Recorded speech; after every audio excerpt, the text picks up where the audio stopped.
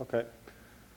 So anyway, now we can have members for the allocators, and so we can return this data is a member of the allocator, so it gets instantiated on the stack, and then the pointer gets returned for the allocate, and if n is bigger than 100, throw an exception. And you don't, because when it goes out of scope, it gets the allocator automatically with a RAI. Yeah. A comment: since the container contains of the allocator, if you do size of vector with different allocators, you get different sizes. Okay, because the object has different sizes. In this case, plus I don't know something else. So the size of the vector is bigger if you put state in the allocator. I think that the size should be. I think the size is the same. The capacity will be. No, the size of. The size of the object. Yeah, and I don't know. There might be some problems. So we just saw that if you use other types of containers like DQ, this allocator won't work. So it was for vector for this, so I tried to run it with file grind. There's no leaks. So the iterators. So now we saw all the SCL containers. They all work with the iterators. So why do they work with iterators and they're not accessed by index, for instance? So this is linked to the generic programming talk. So iterators is something which you can use for all types of iterators. If you would have only vectors, then it would be fine accessing every time by index. But if you have a list or a map, what does it mean? The map you can access by key, but not by index. So the iterators provide a generic way to traverse all types of iterators, all types of containers. So now the interface of the iterator is a proxy. It's a proxy object, and it implements an interface like this one. So it has copy and assign, increment operators, and comparison and dereference. So this is the basic iterator, the simplest one you can have. So they can be input iterators, output, and forward. It also has multi-step increment, bidirectional, also decrement. Random has random access. And if all of these are comply with the output iterator interface, then they're called mutable iterators. If they're not output iterators, then they're constant iterator. So we see that we have a constructor for the vector taking two iterators. This just does a copy of v1. So we can call the max element, which is in the algorithm's headers, which takes two iterators, like the beginning and the end of the container, and returns an iterator to the max element, which in this case would be 7. And we can construct a vector using iterators. And this will, then printing out, it will return 7354, which is from maximum to the end, for giving an example of how algorithms work with iterators. And this works with any type of containers. So the iterator of a sequence, you have a begin and an end of the container. The begin iterator points to the first element of the container, and the end points to the one after the last. So you can, if you dereference the end iterator, you get violation under access. While you can dereference the begin. Then the reverse iterator does the opposite. So dereference the r begin, you get the last element, and dereferencing rand, you get invalid and invalid access. So the reason why it is done this way is that then you can use them in a loop. For instance, you can have the loop from begin and end and to print, and it prints a sequence, the sequence of number. Or you pass a reverse iterator, and it prints the sequence in reverse order. So this is here you see the generic programming concept. So you change the iterator, you don't change the loop. So here you call ++ in both cases. You don't have to modify that. Modify the iterator. So this code remains the same. You just pass a different iterator, and it does. So you only have one code for both cases.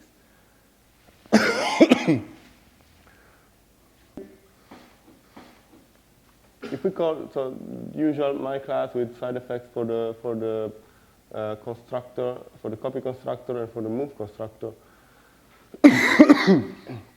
So what happens if you go if you take an iterator to the begin and you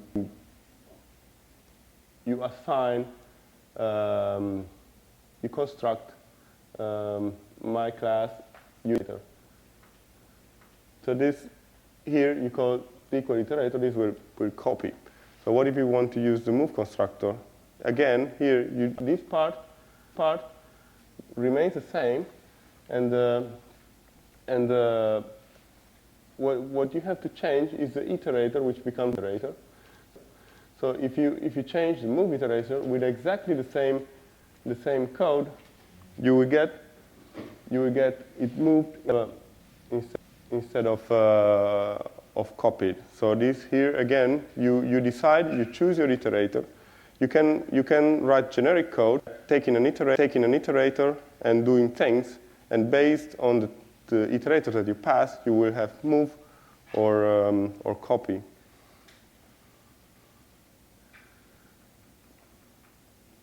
So the invalidation of the iterator. So we saw that the STD when I insert in the STD vector, then it can change it can allocate new memory and copy all the elements there, or it can shift all the elements after the insertion point. So for the list, I can write the following. So it's a very, very intuitive loop where I go from begin to end, I increment by 1, and I insert. If I do this with a vector, this doesn't work. Why it doesn't work? So this is because insert inserts an element before the iterator which I pass. So if I insert before, all the iterators after the insertion point, they get invalidated. So this I gets invalidated. Then I go to the next loop, I try to increment it, but I'm incrementing an invalid iterator. So this doesn't work. And also, another thing is that this end gets pushed every time one element gets pushed by one element. So this loop, even if it worked, it would never end because I'm adding 1 to the vector. So this becomes one step further, and I'm incrementing here by 1. So so this is the reason. So what I can do is to use the iterator that the insert returns. So this is guaranteed to be valid iterator, and this is pointing to the new iterator that I inserted. So it means that it's the one before the one which I'm on. I'm on an iterator, I call insert, and I insert before the iterator. Now I get this iterator to the point before, and then I have to increment it by 2 to get the next one. Okay. Now I'll explain it more in detail. So this is the list. So my iterator is on the first position. I call insert. I insert something. So these are all 0, and what I insert is 1. So I will insert before the current iterator point. So I will add 1 element before. Then I do iterator follows the pointer and goes here, and I insert a new one right before. So I just change these 2 pointers. Then I do the same for the next one, and so on. So the iterators for the list do not get invalidated. For the vector, it's different. So the vector is a contiguous chunk in memory.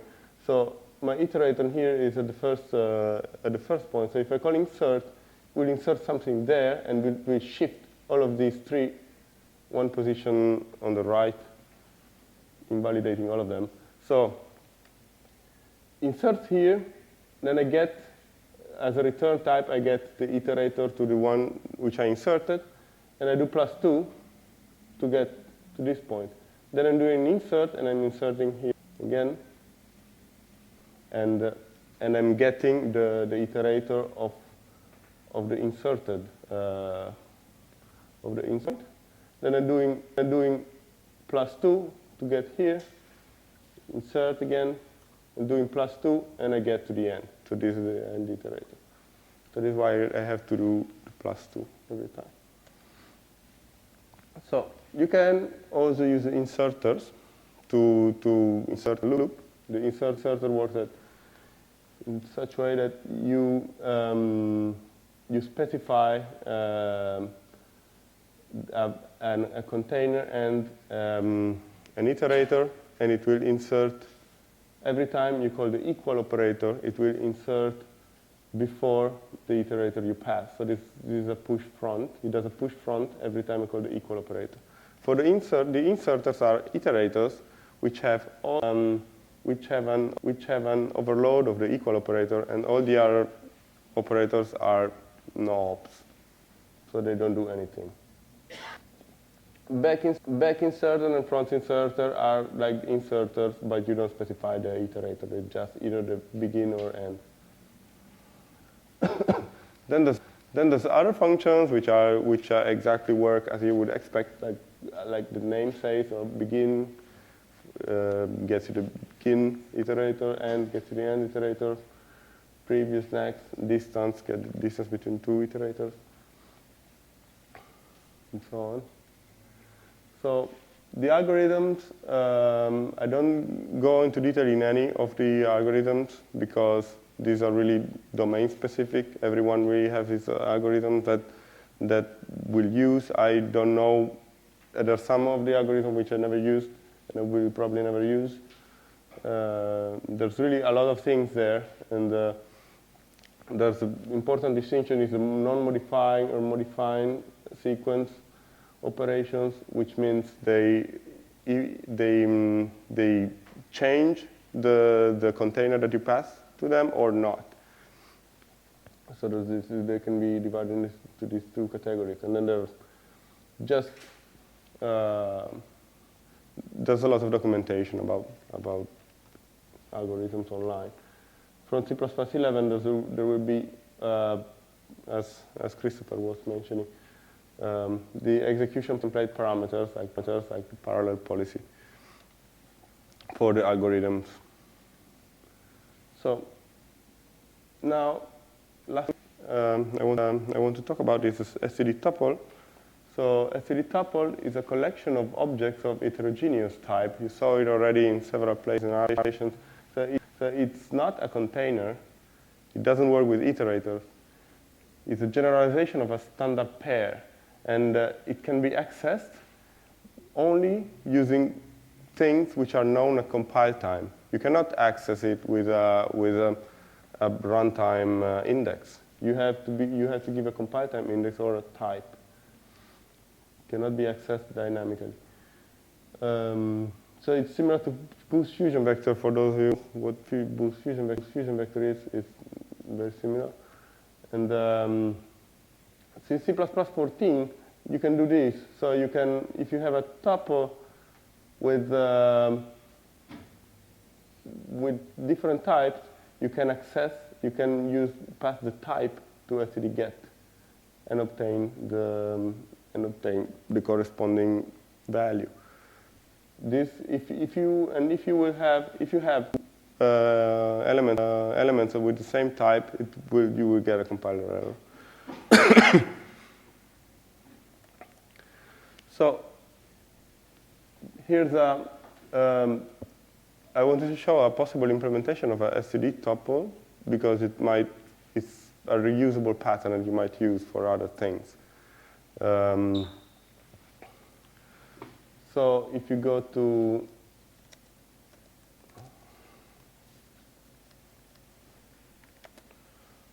tuple, no? Tuple.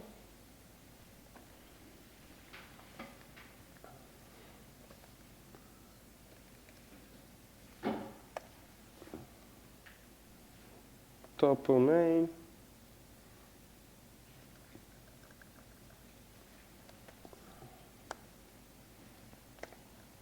So this is the thing that we want to implement. We want to pass, say, an int and a double to my tuple. And we want to get the corresponding values with this get function. And we want it constructible. So this is also could be a good exercise for the context part.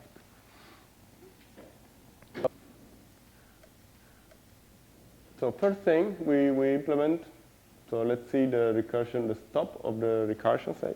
The case is the general, the primary template. And we specialize the case in which there's only one element in the tuple.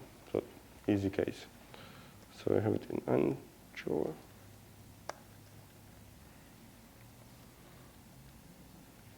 So if I do this, you see that I can already implement. So let's comment this out for the moment. So I can already insert tuple with one element.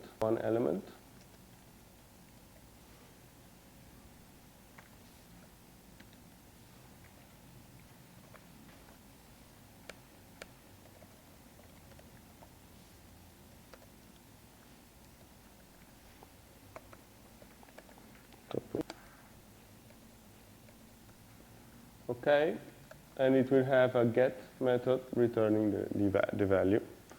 So now the generic part.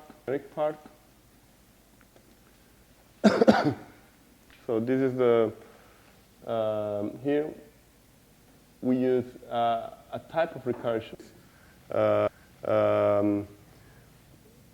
We define a struct with a template which derives from the same struct with one template argument less.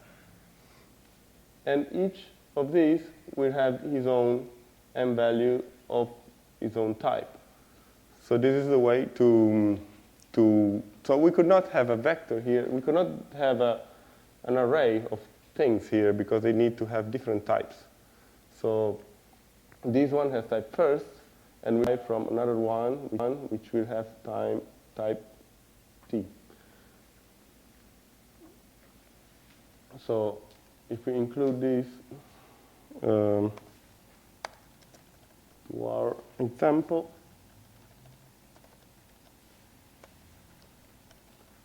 now we can construct already something different.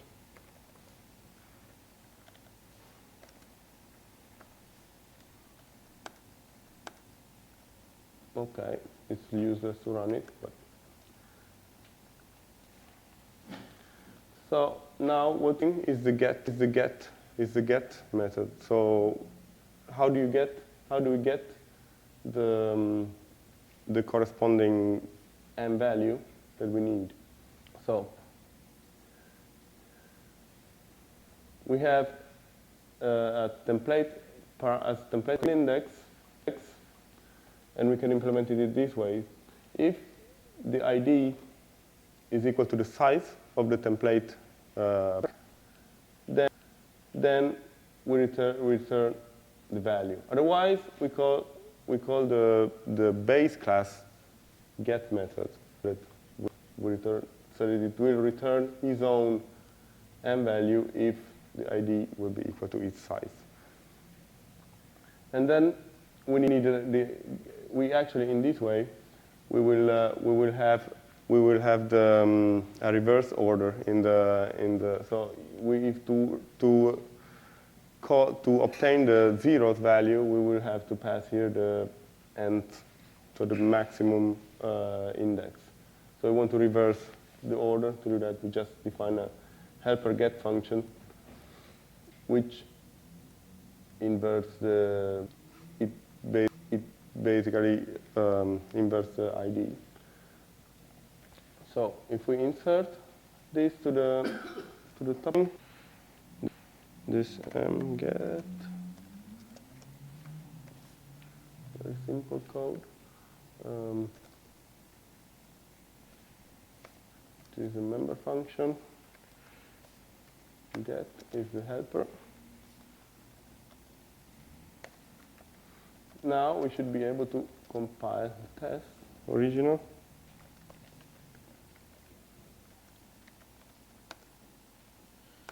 Okay, so we access the element 1, which is 3.4, and it is expression.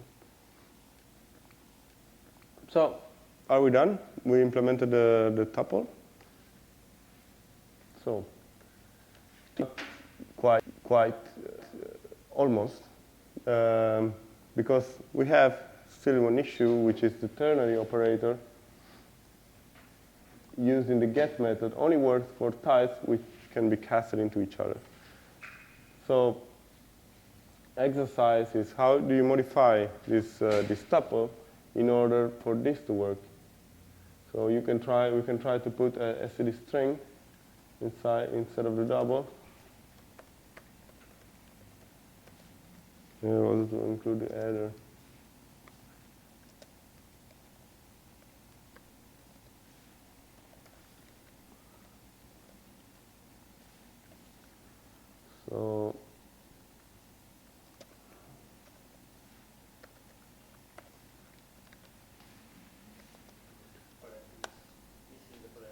So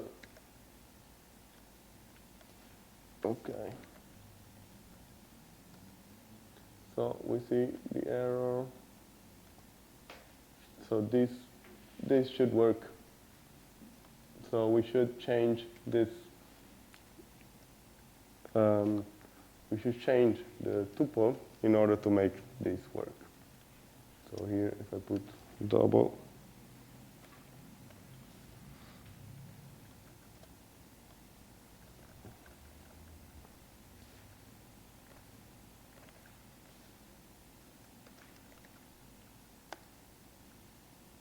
Okay.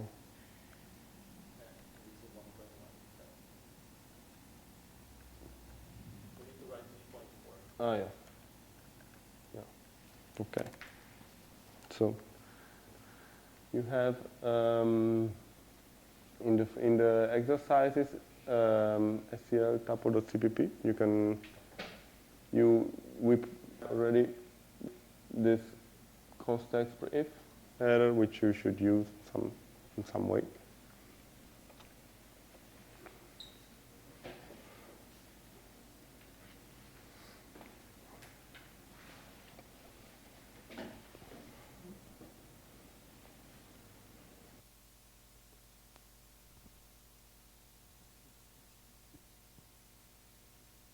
Okay, now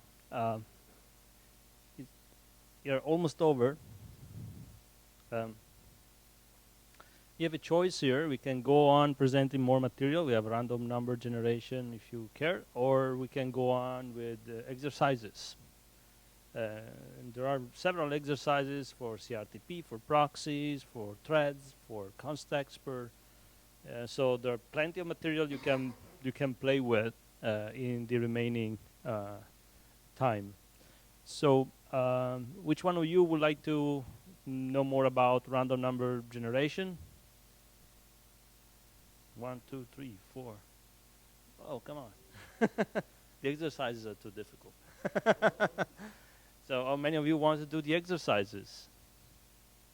Unfortunately, the majority dictates that you're going to present more